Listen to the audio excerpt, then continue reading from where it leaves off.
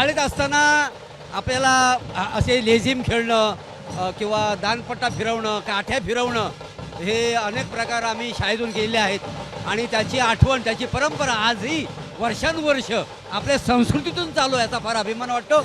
आणि आज लेझिम खेळताना सगळे लेझिमकर मंडळी फार उत्साह आणि दांडगा उत्साह त्यांनी आपल्याला आणून दिलेला आहे. आणि हा जो गुढीपाडवा आहे हा उत्साह साजरा करताना आनंद द्विगुणित होतो, कारण आपल्या महाराष्ट्राच्या सगळ्या ज्या कला आहेत त्या सगळ्या कला या मिरवणुकीत आपल्याला बघायला मिळत आहेत आणि लोक आनंदाने याच्यात सहभागी होतात, त्याचा फार अभिमान वाटतो. चेतना, आज लेझिम आणि ढोल ताशाच्या गजरात तू थिरकलेली आहेस मनसोक्त, कसा होता अनुभव? खूप भारी वाटतं मला हे सगळं करायला आवडतंच मुळात आणि इथल्या जोशात हे करायला अजून मजा आली. शाळेमध्ये कधी लेझिम पथकामध्ये सहभागी झाला होतास का? हो हो, शाळेमध्येच शिकलो होतो, तेच अजून लक्षात आहे आणि तेच आता खेळलो. आता ढोल ताशा वाजवायचंय. हो. एबीपी माझा, उघडा डोळे बघा नीट.